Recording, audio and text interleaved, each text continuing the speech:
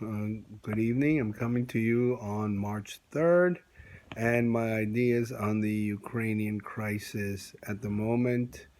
I'm going to post this tonight. Um, Again, I like to shift away a little bit from the battlefield, except that I like to say that the city of Kherson has apparently fallen, but at very heavy cost to the Russians as they move their offensive in the south forward. On the other hand, the attack on Kharkiv seems to be stalled. The 40-mile convoy going nowhere is stalled, and it is in a dire situation. The Russians have taken heavy losses all over the country. They've probably lost somewhere between 3 and 4% of their effective strength as a result of casualties. Um, They've lost what Western intelligence services believe to be a tremendous amount of material, weapons, and logistic supplies, so that this convoy has been bogged down by the tremendous resistance of the Ukrainians. So that the situation remains rather static. There is some movement of Russian forces in the south.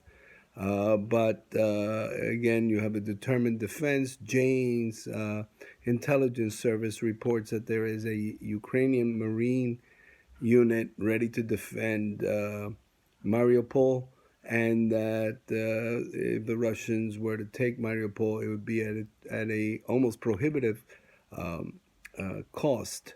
Of course, for the Russians, prohibitive costs in men and material may not be exactly the same thing as those for Western forces. The Russians have been known to uh, throw men and material at military obstacles without regard to the costs entailed. Again, 4%, 5%, 6% casualty rate would be prohibitive for a Western army. The commanders that failed so badly would be, I think, drummed out of the military. But Russia tends to promote these ineffective, slow, ponderous, unimaginative generals throughout their history, with some exceptions. Again, I like to turn away from the battlefield, except to say that Ukraine seems to be holding and defeating many of the Russian thrusts, with the exception of the south. Um, I'd like to turn now to the what I think to be horrendous news coverage of this war. Um, all news media appears to be highly alarmist. They tend to um, look at whatever news is coming out of the battlefield with the lens of projecting dramatic Russian threat. And there is some Russian threat, but they've overplayed that. I think they've taken the tact of the greatest amount of alarm drums up the greatest amount of viewership, and that's a problem. In addition to that, there have been some news commentators in particular who've been very pro-Russian, and their argument is a kind of utilitarian view of foreign policy. That is, if it serves the greater good of the American people in the West, well, we should stop short of supporting or giving full support to the Ukrainians. That, I think, is a flawed point of view. We don't want Western armies involved in the struggle in the Ukraine, but we should arm the Ukrainians to the teeth with every possible weapon system that will ultimately result in the defeat of Russian forces.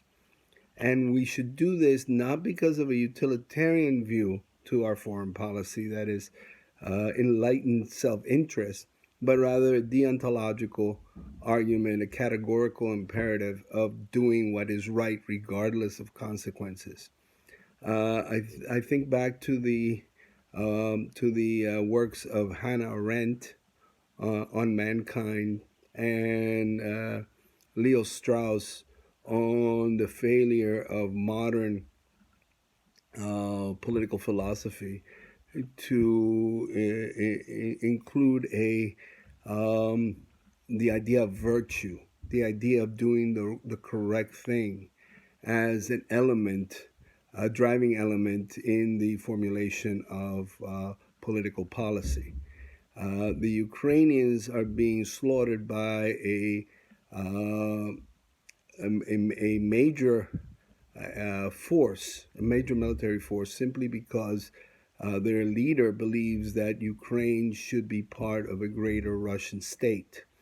I think it behooves the West to take action not based on consequences, but based on the correct action. That is the categorical imperative to support those who have been attacked.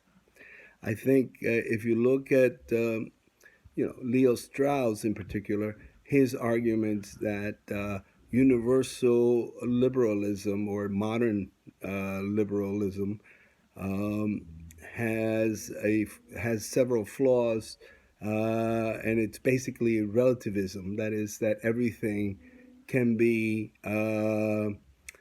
countenanced as long as it provides a benefit to the actor, to the political actor. He contrasts that with ancient civic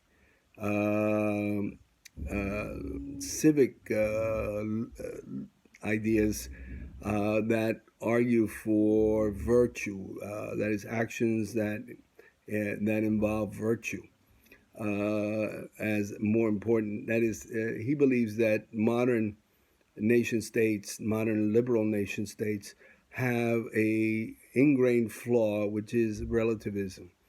That anything goes, and that this ultimately results either in a nihilism of extremism, that is a totalitarian nihilism, that basically results in a communist or a Nazi state, or the kind of aimlessness and lack of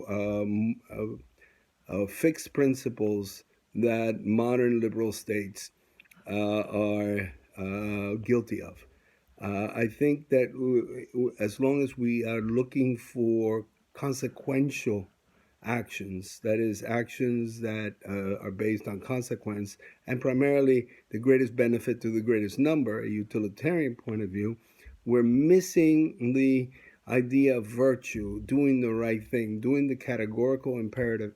And in this case, it is necessary. We should not view this attack on Ukraine from simply a standpoint of what benefits us, rather, what is the right action. So I urge those who are hearing me to think on that matter. And when they are viewing commentators who argue the utilitarian point of view, ask yourself, what is the right thing to do? Again, I am going to post this tonight, March the 3rd. And, well, good night.